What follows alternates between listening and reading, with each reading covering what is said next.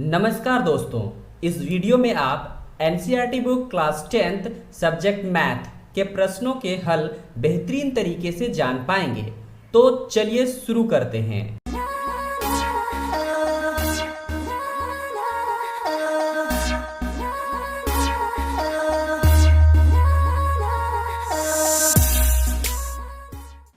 प्रश्नावली 3.3 का पहला क्वेश्चन, x प्लस वाई बराबर 14, x माइनस वाई बराबर 4 समीकरण को प्रतिस्थापन विधि से हल करें।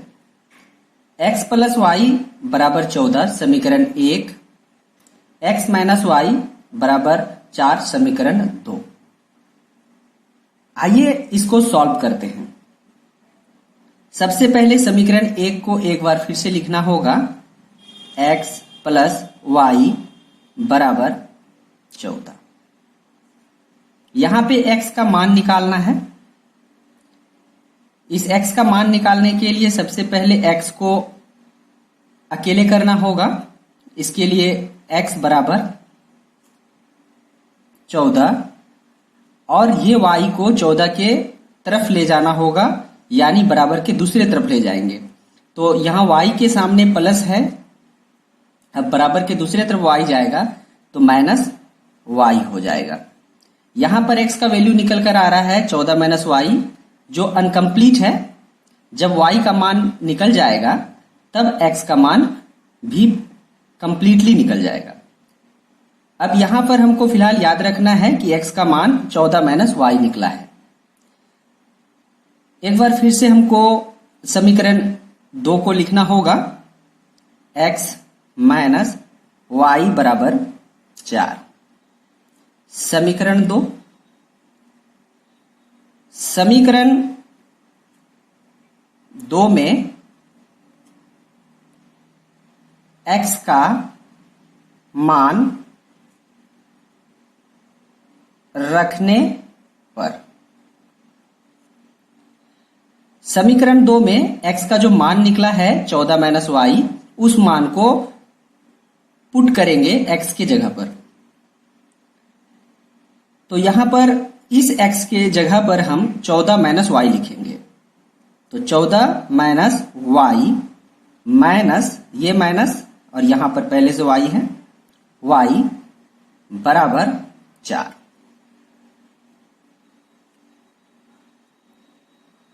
अब यहां पर 14, यहां पर माइनस है, फिर माइनस है, माइनस माइनस प्लस, ये माइनस और ये माइनस मिलकर हुआ प्लस, तो y और ये y, एक y यहां पर, एक y यहां पर, ये हो गया 2y।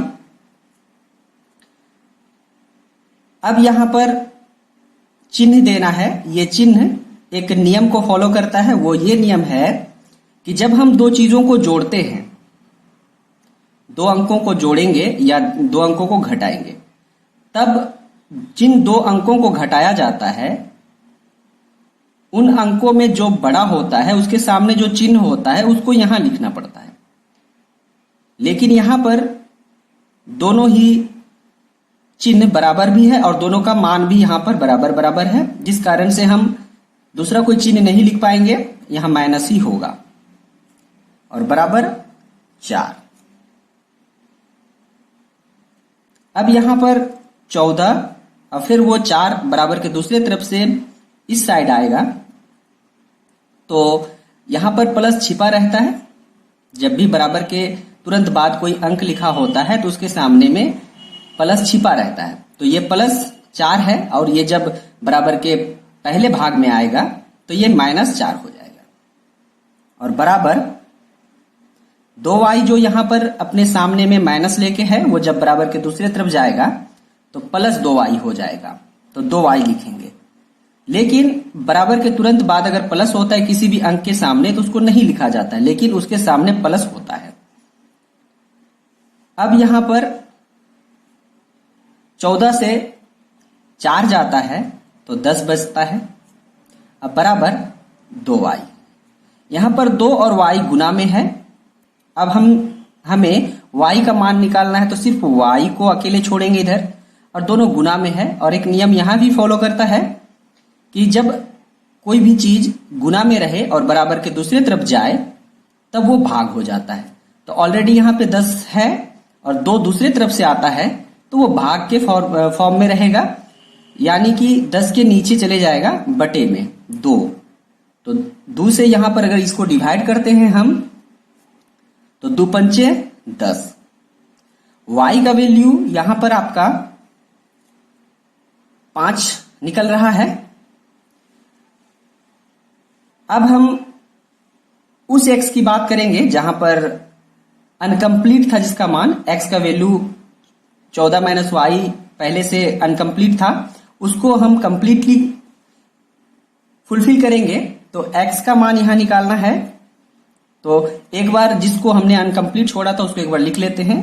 x बराबर 14 माइनस वाई। फर्स्ट टाइम में जो हमने छोड़ के रखा था वो है यहाँ पे x बराबर 14 माइनस वाई, उसको यहां लिखा गया एक बार। अब जो y हमने यहां पे निकाल के रखा, y का वैल्यू 5, उस मान को इस y के जगह पर पुट करेंगे। तो यहां पर देखिए x बराबर 14 माइनस y का वैल्यू है 5 हमने लिख दिया। x बराबर 14 से 5 गया तो 9, और पहले से ही y का वैल्यू यहां निकल चुका है 5। इस प्रकार से x का वैल्यू और y का वैल्यू सामने निकल कर आ चुका है। x का वैल्यू हो गया 9 और y का वैल्यू 5। आंसर यहां पर इसका कंप्लीट होता है। यह दूसरा क्वेश्चन है s माइनस टी बराबर 3, s बटे 3 जोड़ t बटे 2 बराबर 6। समीकरण को प्रतिस्थापन विधि से हल करें। आइए इस प्रश्न को हल करते हैं।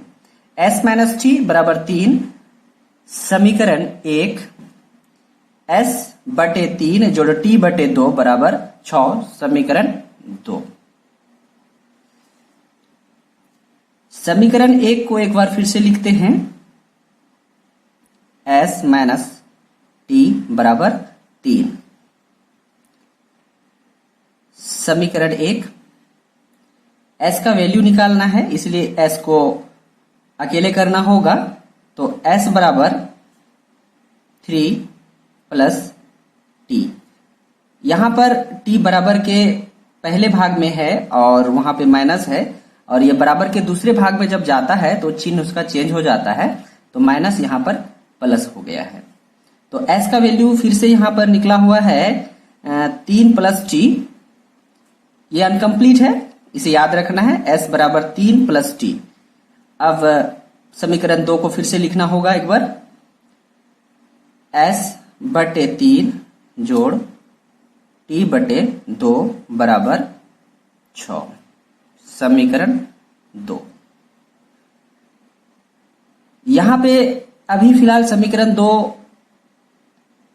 पूर्ण रूप से नहीं है, क्योंकि यहां पर s by 3 plus t by 2 जो है यहां पर भिन्न के फॉर्म में है। तो इस भिन्न को पहले हम समीकरण के सीधा समीकरण पे सरल करते हैं। इसके लिए हमें इसे पहले बीच में प्लस है तो इस दोनों को प्लस करना होगा। भिन्न को भिन्न के फॉर्म में है उसको पहले प्लस करना होगा। इसके लिए 3 और 2 का एलसीएम 6, 3 भागा 2 6, 3 दूना 6, तो 2 से गुना करेंगे हम s को, तो 2s प्लस दुक्का 2 से फिर भाग देंगे 6 को, तो 2 तिया 6, तो 3 बार में ये इसको भाग दे रहा है, तो इसके ऊपर में t है, t को भी हम 3 से गुना करेंगे बराबर 6।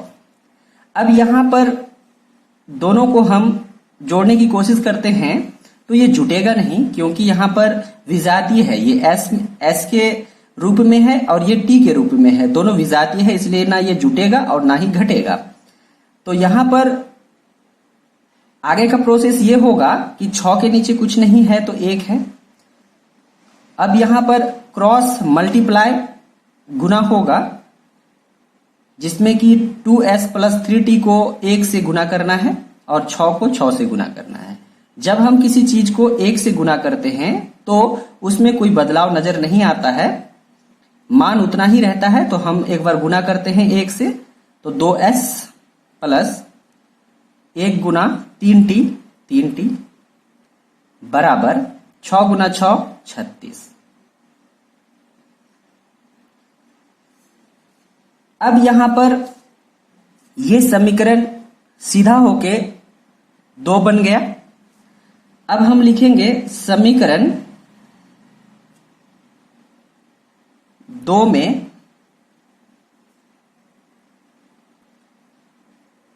s का मान रखने पर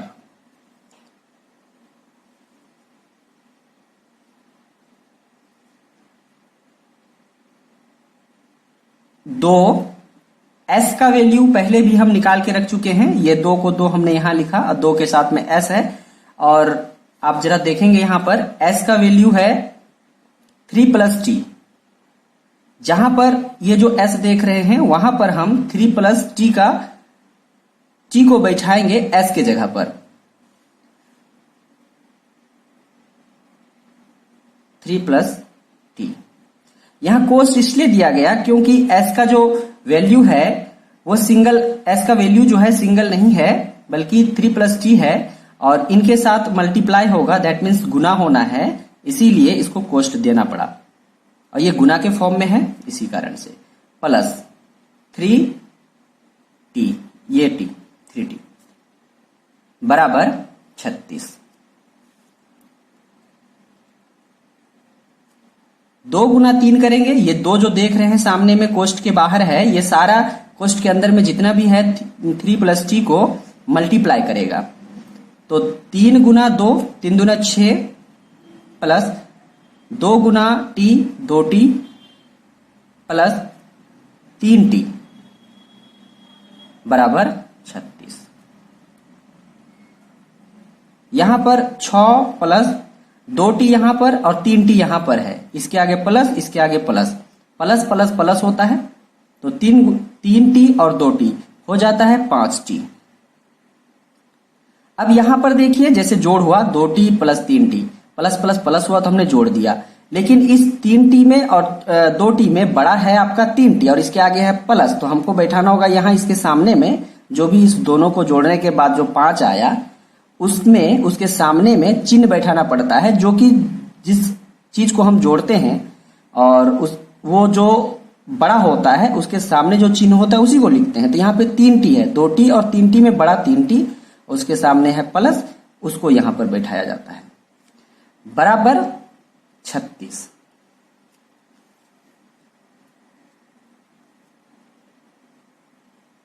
अब यहां पर हम 5t t का मान निकालना है, तो 5t को हम इधर छोड़ देते हैं, बराबर के दूसरे तरफ से 36 पहले से है।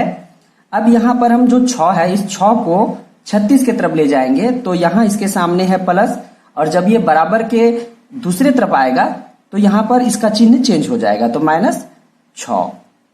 तो 5t बराबर 36 -6 30। अब यहां पर